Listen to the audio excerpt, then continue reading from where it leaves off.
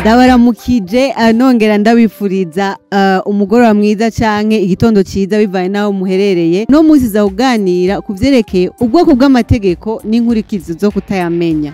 Ego muri kiganiro ni jewe yera Regine nkuko musanze bimenyereye hamwe na Kabos for real. Reka sugire ndabaye ikaze muri kino kiganiro cacu ndababwira yuko muri kino kiganiro tugerageza kwiga ibintu byinshi bitandukanye. Uyu munsi naho ni turi Bujumbura twagiye mu yindi ntara, turi mu ntara ya Kirundo. Impamvu turi ngahange turi kumwe n'abatware kugira bashobore kutuyagira mbega amategeko murayazi, mbega amategeko urazi iyo urenze ku mategeko ibihano uhabwa.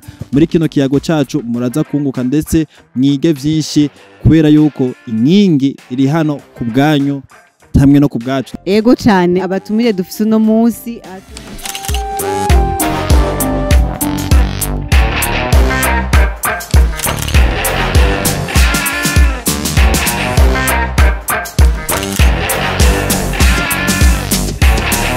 ni gute twomenya amategeko? Mwebwe nk'umunyamategeko reka duhere kuri mwebwe. Itegeko ni iki? Hama mugire ko munatubwire ubwoko bw'amategeko twa dusanzwe dufise nga mu Burundi n'ubwaye. Mu kibano ahari abantu ha mu runtu nico bituma inzego z'igihugu zibijejwe zishaho itegeko naryo n'ingingo zifatwa n'inzego zibijejwe kugira zitunganye ikibano neza na cyane imigenderanire hagati y'abantu.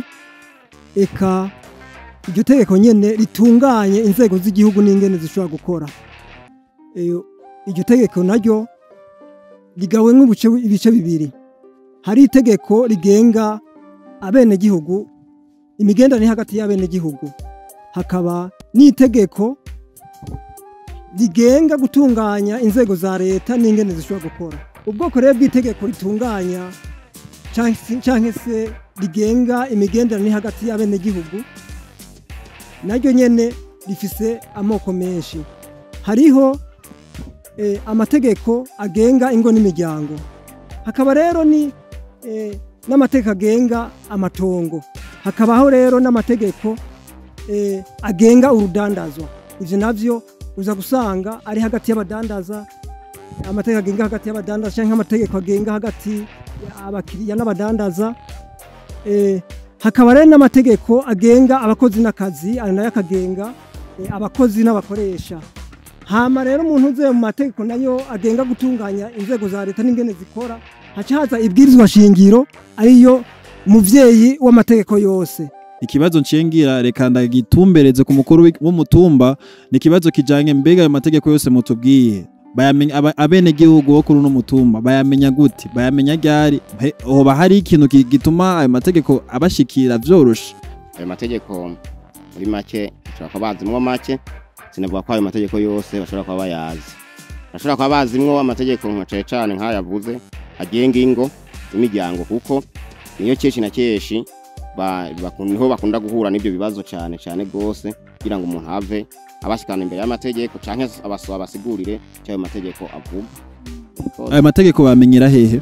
Ayo mategeko barashobora kuyamenya mu gihe harashobora kuba habaye nk'amatati yafatiye ku ngo n'imiryango, hama wewe nk'umukuru w'umutumba canke se abandi badufasha gutunganya ibyo bintu bakabasha kubasomera ayo mategeko babereka imwe barabatunganiriza ati wewe utegeza kugenda uku nawe ukagenda uku, niho bizoba birimo biragenda neza.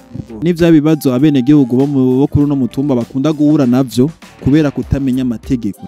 Nibyo bibazo abenegihugu bakunda guhura navyo byinshi, banashahana cyane kujanye yavuze kujanye n'amatongo, barakunda kugira ingorane ku kibazo kijanye n'amatongo, barakunda no kugira ibindi bibazo navyo nyene nk'ibyo bijanye n'ingo n'imiryango, ugasanga nkumbure hari ibyo mwadasibukirwa neza mbere bigatuma nkumbure yegera n'imbere akaba yo kwitura ba musanteri canke se n'abandi bajejwe na cyane nk'abajejwe ibyo bintu bijanye n'ibyo gutatura amatati ari mu ngo.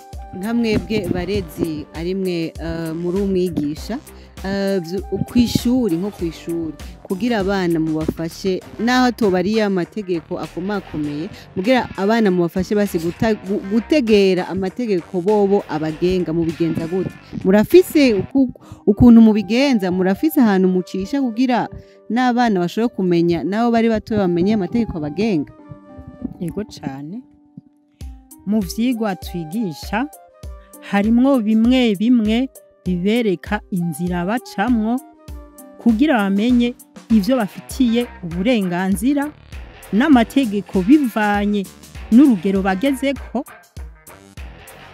bakiga aho bageze ati jewe nshikiwe n'ikibazo iki ncaha nshikiwe n'iki ncaha bivanye n'ivyigwa tuba turiko turavyigisha vyaho tubaye n'ubuhinga bokoresha n'uburyo bovyifatamo